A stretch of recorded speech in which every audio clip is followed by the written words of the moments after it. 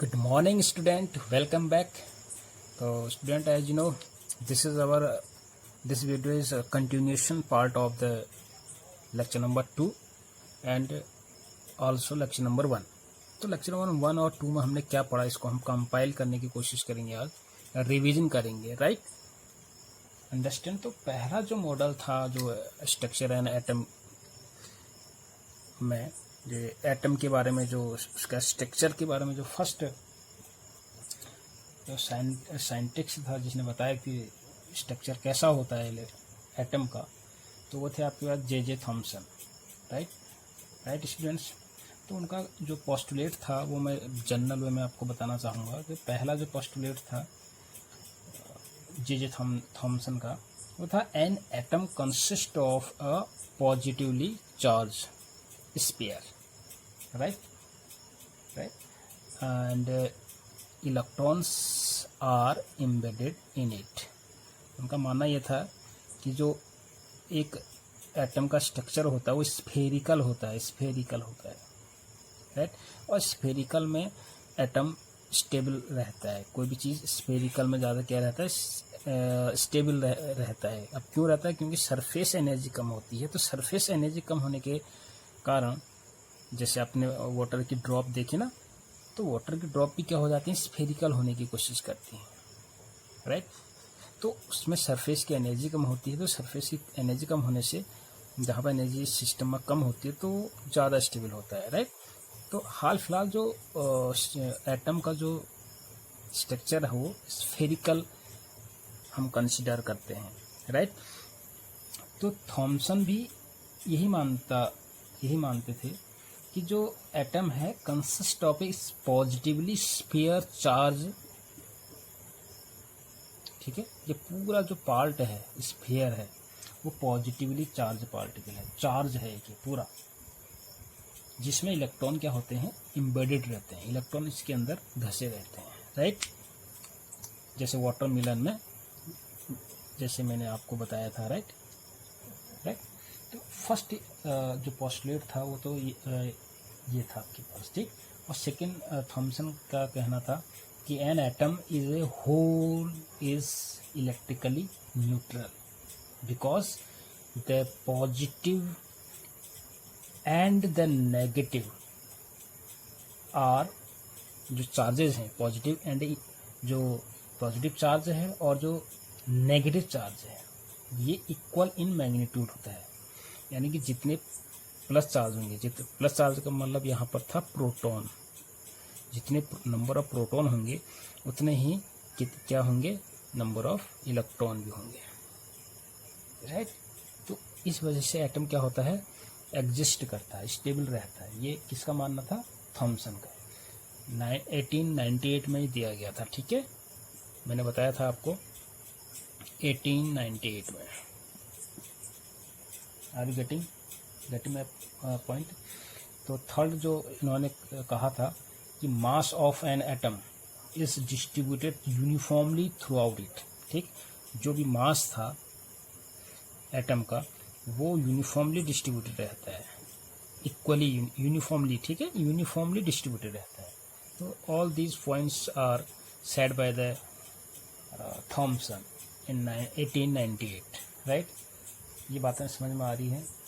तो पॉइंट समझ में आ रहे हैं कि atom contain equal number of charges, that is positive charge should be equal to negative charges. ठीक है. और जो नेगेटिव जो इलेक्ट्रॉन थे, वो जे थॉमसन ने उस टाइम पर इनको क्या नाम दिया था, कार्पस्कल नाम दिया था. ठीक है. ये मैं डिस्कस कर चुका हूँ ऑलरेडी. राइट. ठीक है. और मैंने ये बताया था कि Thomson atomic model is compare to watermelon. Right. ठीक है. वहाँ उन्होंने क्या कंसिडर किया, where he consider seed of watermelon as negatively charge. Watermelon ना. ठीक है. तो वाटरमेलन को कट किया, जो रेडिश पार्ट होता है. ठीक है. रेडिश पार्ट, जो एडिबल पार्ट है, जिसमें मैं कहता हूँ, तो जिसको खाया जाता है, एडिबल पार्ट तो पॉजिटिवली चार्ज माना. Right. And the seed of watermelon as negatively charge particle. जो दाने होते हैं उसके, वो क्या माने, इलेक्ट्रॉन की कल्पना की गई थी, right. And the red part which is edible part of the watermelon as positively charge, ठीक है। जो एडिबल पार्ट है यानी रेड पार्ट है उसको कंसिडर किया पॉजिटिवली चार्ज की तरह, और जो सीड हैं, दाने हैं, उनको कहा गया इलेक्ट्रॉन, ठीक है। Are you getting my point, right. तो लिमिटेशन क्या थी थॉमसन की, Thomson does not explain how the positive and holds, how the positive charge holds the negative charge electron, समझिए नेगेटिव चार्ज यहाँ पर क्या है, इलेक्ट्रॉन, ठीक। और ये जितने भी पोस्टुलेट्स थॉमसन ने दी थी उस समय, इनका कोई भी एक्सपेरिमेंटली आधार नहीं था, ठीक है, कोई साइंटिफिक आधार नहीं था इनका, तो no experimental evidence, right, in his support, right. और हम कह सकते हैं कि स्टेबिलिटी ऑफ एन एटम को अच्छी तरह से एक्सप्लेन नहीं किया गया, ठीक। बस ये कुछ लिमिटेशंस थी थॉमसन की, राइट स्टूडेंट्स। तो बात करते हैं अपने रुदरफोर्ड के बारे में, ठीक है। रुदरफोर्ड जिसकी आपको पता ही है, अर्नेस्ट रुदरफोर्ड ने एक बहुत इंटरेस्टिंग एक्सपेरिमेंट किया, ठीक है। He conducted an experiment where he bombarded gold foil with alpha particle, right, and he तो बहुत सारे एक्सपेरिमेंट किए उसने, ठीक है। तो Rutherford conducted an experiment where he bombarded gold foil with alpha particle, or you can say helium nuclei called alpha particle scattering experiment, ठीक है। उसने इस पूरे सेटअप को, मैंने जैसे पिछले लेक्चर में बताया था क्या क्या सेटअप है उसका, लीड चैम्बर है, यहाँ पर ये स्लिट हैं, ठीक है, लेड के ही स्लिट हैं दोनों साइड, यहाँ से स्पेस है, और यहाँ भी क्या है, एक होल है, ये चारों तरफ से बंद है, राइट। और यहाँ गोल्ड फॉयल है, बहुत थिन है, बहुत ही थिन, राइट। तो और यहाँ से क्या है, फ्लोरेसेंस वॉल है, जिंक सल्फेट का बना होता है, ठीक है, ठीक। तो ये क्या करता है कि फ्लैश होता है, जैसे कोई भी रेज अगर यहाँ पर गिरेंगी तो क्या देता है, फ्लोरेसेंस क्रिएट करता है, एक चमक उत्पन्न करता है, जिससे हमको पता चलता है कि हाँ देयर इज समथिंग, कुछ चीज़ आ रही है करके, ठीक है, इंडिकेशन पता चलता है, इससे इंडिकेट हो जाता है।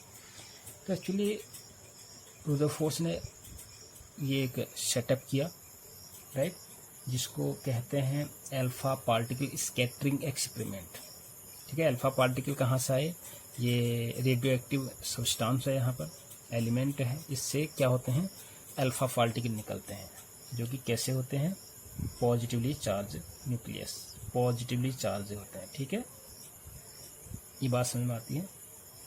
तो in this experiment a radio active source of alpha particle placed in lead box containing a small hole, जैसे कि आपको दिखाई दे रहा होगा, this is the small hole, right, the alpha particle hit the, अब अल्फा पार्टिकल ये नहीं है कि सीधा इसने हिट यहाँ चारों तरफ से जाएंगे, ठीक है, चारों तरफ से कुछ रेज यहाँ से भी निकली आपके पास, राइट, ठीक है। the alpha particles hit inside the box, some alpha particle pass through a hole, right, and again pass through hole of small slit, right, जैसे कि आपको दिखाई दे रहा होगा small slit, right, they bombard thin foil, extremely thin foil, ये जो है आपके पास, ठीक है। तो ये जो अल्फा पार्टिकल यहाँ से निकले वो क्या कर रहे हैं, यहाँ पर बम्बार्ड हो रहा है, थिन फॉयल जो गोल्ड की लगी है, बहुत ही थिन है, राइट। तो इससे क्या हुआ, फिर जब इन्होंने ये प्रयोग किया तो यहाँ पर क्या हुआ कि most of the alpha particle, इसमें कुछ ऑब्जर्वेशन देखे उन्होंने ऐसा करने से, राइट। तो most of the alpha particle passed straight through the foil, right. तो फर्स्ट जो ऑब्जर्वेशन था वो था आपके पास कि most of the alpha particle passed straight through the foil employed, ठीक है। तो यहाँ पर गोल्ड का फॉयल है, तो उससे जब ये टकराए तो रेज जो हैं वो सीधे चली गई।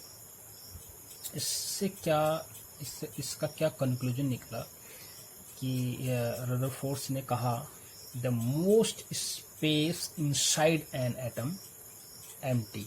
देखो ना, एक एटम का स्पेरिकल है, यहाँ पर उसका पॉजिटिवली चार्ज है, ठीक है, प्लस चार्ज है। अब यहाँ से अल्फा पार्टिकल आ रहा है, वो भी क्या है, प्लस चार्ज है। तो most of the alpha particles state चली गई, ठीक। तो इससे ये इंडिकेशन मिला कि एटम का जो अंदर का जो पार्ट है, ठीक है, वो क्या है आपके पास, एम्प्टी है। एम्प्टी हुआ तभी तो सारे रेज सीधे गई, राइट। समझ में बात आ रही। तो सेकंड जो ऑब्जर्वेशन इस प्रैक्टिकल या इस एक्सपेरिमेंट के आधार पर निकाला वो था some alpha particle deflected by the foil at small angle, ठीक है। ये आप इसको मैं यहीं बना लूँ, तो कुछ तो स्मॉल एंगल से मुड़ गए ऐसे, ठीक है। अब इस ऐसे, राइट, इस टाइप का ऐसे, राइट। तो some alpha particle deflected by the foil at small angle, indicating the interaction of other positively charged region within the nucleus। देखो ये भी मैंने अभी बताया था कि अल्फा है जो कि पॉजिटिवली चार्ज है, यहाँ भी पॉजिटिवली चार्ज है, तो दोनों आपस में मिलके क्या करेंगे, रिपेल करेंगे। तो कहीं ना कहीं ऐसा लगा कि कोई ना कोई रीजन है एटम के अंदर, कोई न कोई ऐसा रीजन है जहाँ पर पॉजिटिव चार्ज है। क्यों? क्योंकि हमें पता है कि अल्फा पर पॉजिटिव चार्ज है, तो कहीं ना कहीं अगर रिपेल हो रहा है, रिपेलिंग हो रहा है, तो कहीं ना कहीं क्या है, अंदर कोई ना कोई पॉजिटिवली चार्ज है, राइट। नेगेटिव होता तो अट्रैक्शन हो जाता, राइट। तो सम अल्फा पार्टिकल डिफ्लेक्ट जो हुई, उससे ये निकाला गया बाद में कि क्या है, न्यूक्लियस है सेंटर में, ठीक। ये बात समझ में आ रही, न्यूक्लियस के एक जो एटम के अंदर जिसे हम न्यूक्लियस कहा बाद में, ये बाद में इसलिए पता चला क्योंकि कुछ पार्टिकल क्या हुए, स्मॉल एंगल से डिफ्लेक्ट हो गए, राइट। थर्ड पॉइंट ये था इनका, थर्ड जो ऑब्जर्वेशन था, very few alpha particle bounce back. देखो कुछ ही पार्टिकल थे जो उसी पाथ में रिटर्न हो गए। Very few alpha particle bounce back to the source, indicating that all the positive charge concentrated within the small volume in atom, right. ये बात समझ में आती है। जितना भी जो पॉजिटिव चार्ज है किसी भी न्यूक्लियस में, वो क्या होता है, बहुत कम होता है, कंसंट्रेटेड रहता है, ठीक है, न्यूक्लियस में, जिसे हम बाद में न्यूक्लियस कहा गया, ठीक है। ये पूरा पॉजिटिवली चार्ज जो है सेंटर में रहता है, बहुत ही कम होता है इसका जो साइज होता है बहुत कम होता है, ठीक है। Size of the nucleus is very small as compare to the whole atom, ये हमने बात करी थी पिछले लेक्चर में भी, ठीक। तो based on these observation Rutherford put forward the nuclear model of atom, right. कुछ इसके आधार पर, ऑब्जर्वेशन के आधार पर रदरफोर्ड ने कुछ पोस्टुलेट्स दिए अपने, ठीक है। जैसे थॉमसन ने हमने देखा, तो रदरफोर्ड का भी यही था, राइट। देयर एग्जिस्ट, उनका मानना था कि कहीं ना कहीं एक पॉजिटिवली चार्ज है, ठीक है, सेंटर में, एटम के सेंटर में कहीं ना कहीं एक पॉजिटिव चार्ज होता है। There exist positively charge centre in atom, जिसको क्या कहते हैं, न्यूक्लियस कहते हैं। राइट। जो पॉजिटिव चार्ज है बहुत ही कम अमाउंट में, बहुत ही कंसंट्रेट है, ठीक है, तो उसको हम न्यूक्लियस, उसको क्या का नाम दिया गया, न्यूक्लियस नाम दिया गया, ठीक है। और फिर बाद में ये भी कहा गया कि जो इलेक्ट्रॉन्स हैं, ठीक है, जो इलेक्ट्रॉन्स हैं they are revolve around the nucleus in well defined orbit. We can say electrons revolve around nucleus in well defined orbit, ठीक। ये न्यूक्लियस है और ये क्या है, ऑर्बिट है। तो इलेक्ट्रॉन एक वेल डिफाइंड ऑर्बिट में क्या करते हैं, रिवॉल्व लगाते हैं, ठीक है। वेल डिफाइंड का मतलब यहाँ की एक फिक्स ऑर्बिट में, ठीक। एंड थर्ड जो ऑब्जर्वेशन के आधार पर पोस्टुलेट दिया वो था कि the size of the nucleus, already I have discuss, the size of the nucleus is very small as compare to the whole atom. एक एटम के तुलना में जो न्यूक्लियस का जो साइज होता है वो बहुत कम होता है, वेरी कंसंट्रेट रहता है, राइट। तो ऑल दीज पॉइंट्स आर, ये सारे पॉइंट्स रुदरफोर्ड से ने दिए थे, राइट। तो रुदरफोर्ड से के भी कुछ लिमिटेशंस हैं, जैसे लाइक आपके थॉमसन के हैं, ठीक है, राइट। तो थोड़ा सा लिमिटेशन की एक बात कर लेते हैं। तो रुदरफोर्ड से का सबसे जो एक लिमिटेशन है वह है कि stability. Rutherford does not explain the stability of an atom. Stability, ठीक है, स्टेबिलिटी नहीं क्लियर नहीं हो पाई, राइट। स्टेबिलिटी, अब स्टेबिलिटी का यहाँ पर क्या मतलब है, देखिए ये न्यूक्लियस है किसी भी एटम का, और ये क्या है आपके न्यूक्लियस का ऑर्बिट है जिसमें इलेक्ट्रॉन रिवॉल्व करते हैं, राइट, राइट। क्योंकि इलेक्ट्रॉन घूमते रहता है, तो कोई भी चीज़ जब घूमती है, राइट, किसी भी सर्कुलर पाथ में, ठीक। अब यहाँ पर दो चीज़ें हो सकती हैं। पहला जो पॉइंट है वह है कि जब एक तो या तो स्पीड बदले, अगर हम कह दें कि ये कांस्टेंट स्पीड से मोशन कर रहा है, ठीक है, रिवॉल्व कर रहा है कांस्टेंट, तो स्पीड तो सेम रहेगी इसकी, लेकिन स्पीड सेम होने से क्या है कि अगर ये एक बार यहाँ भी है, एक बार यहाँ भी आएगा ये इलेक्ट्रॉन, ठीक है, ये इलेक्ट्रॉन एक बार कहाँ आएगा, यहाँ भी आएगा, ये इलेक्ट्रॉन यहाँ भी आएगा, यहाँ भी आएगा, हर जगह होगा, यानी कि डायरेक्शन चेंज कर रहा है। देखो कोई भी मूविंग पार्टिकल है वो क्या करेगा, वो अगर स्पीड सेम भी हो तो डायरेक्शन तो चेंज होगा ही होगा, ठीक है, समझ रहे हो ना। तो वेलोसिटी भी चेंज हो रही है, समझ रहे हो ना बात को, मेरी बात। तो कहीं ना कहीं change in the velocity change हो रही है इसकी वेलोसिटी। तो वेलोसिटी चेंज होने से क्या क्रिएट हो रहा है, एक्सीलरेशन कहते हैं। जब change in the velocity is known as acceleration. पहली बात तो ये आपको ध्यान रखना है कि जब कोई भी चार्ज पार्टिकल घूमता है तो एक चीज़ अगर हम मान लें कि स्पीड कांस्टेंट भी है, अगर सपोज है, तो डायरेक्शन बदलता है। डायरेक्शन देख रहे हो ना, हर एंगल में सबका अलग अलग होगा। इस इलेक्ट्रॉन का क्या होगा, डायरेक्शन चेंज हो रहा है। कहीं ना कहीं हम मानते हैं कि वेलोसिटी चेंज हो रही है। अगर वेलोसिटी चेंज हो रही है इसका मतलब क्या है कि एक्सीलरेशन हो रहा है, ठीक है। चेंज इन द वेलोसिटी वो क्या कहलाता है, एक्सीलरेशन कहलाता है। ये चीज़ समझ में आ रही है, ठीक। तो जो आपके पास जो चार्ज, जो पार्टिकल है, इलेक्ट्रॉन है, are in accelerated motion around the nucleus, यानी कि हम क्या कह रहे हैं कि इलेक्ट्रॉन जब घूम रहा है तो एक्सीलरेटेड मोशन कर रहा है। इसका मतलब यही है ना, अगर वो वेलोसिटी चेंज कर रहा है तो हम ये भी कह सकते हैं कि जो चार्ज पार्टिकल है यानी कि इलेक्ट्रॉन है वो क्या कर रहा है, एक्सीलरेटेड मोशन कर रहा है अराउंड द न्यूक्लियस।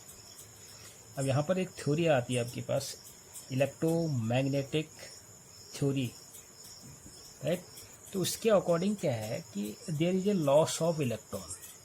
वो ये कहता है कि कोई भी अगर चार्ज पार्टिकल घूम रहा है, एक्सीलरेट कर रहा है, ठीक, तो एनर्जी को क्या करता है, उसकी एनर्जी क्या होती है, धीरे धीरे ख़त्म हो जाती है। और यहाँ पर क्या है कि इमिट, यहाँ पर एज ए वेव के रूप में वो बाहर निकल रही है, इमिट हो रही है, ठीक है।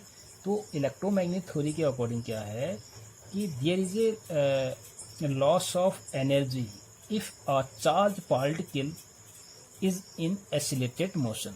क्योंकि यहाँ पे इलेक्ट्रॉन कैसा मोशन कर रहा है, एसिलेटेड मोशन कर रहा है, तो ये कहीं ना कहीं इमिट करेगा।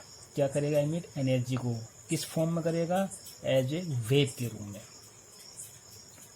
Are you getting? तो चार्ज पार्टिकल घूम रहा है तो इसकी एनर्जी एक बार क्या हो जाएगी? खत्म हो जाएगी। धीरे धीरे सर्कुलर पाथ में घूमते घूमते रहेगा तो एक बार न्यूक्लियस से क्या हो जाएगा? कोलैप्स हो जाएगा, न्यूक्लियस के साथ टकरा जाएगा। तो यानी कि एटम तो फिर तो एटम का एग्जिस्टेंस कैसे एग्जिस्ट नहीं कर पाएगा ना इस केस में। जबकि एटम क्या होते हैं? एटम तो ऐसे एग्जिस्ट रहते हैं। एटम का तो अस्तित्व होता है ना किसी भी। तो ये जो पॉइंट था कि यार कैसे इलेक्ट्रॉन इस न्यूक्लियस में नहीं मिलते, ठीक है।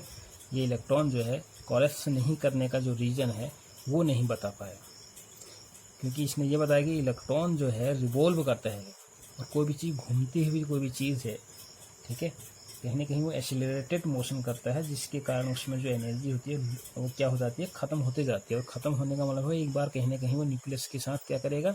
कोलैप्स कर देगा। तो उसकी वजह से क्या होगा? जो एटम है वो अस्तित्व विहीन हो जाएगा, ठीक है। तो इसका वो जो एक्सप्लेनेशन था रुदरफोर्ड उस टाइम पर नहीं दे पाया, ठीक है। इस चीज़ को नहीं बता पाया रुदरफोर्ड। स्टेबिलिटी, इसका मतलब है कि स्टेबिलिटी नहीं, स्टेबल कैसे है? एटम तो स्टेबल होते हैं, ठीक है नहीं। तो इसकी स्टेबिलिटी नहीं बता पाया, बस यही एक रीज़न था। रीज़न और भी हैं। तो one of the most important limitation अगर की हम बात करें तो वही है कि stability of an atom, right. तो स्टूडेंट ये तो था general discussion about Rutherford and Thomson, right. तो नेक्स्ट लेक्चर में हम बोर एंड बरी मॉडल पढ़ेंगे, राइट। तो टिल देन गुड बाय।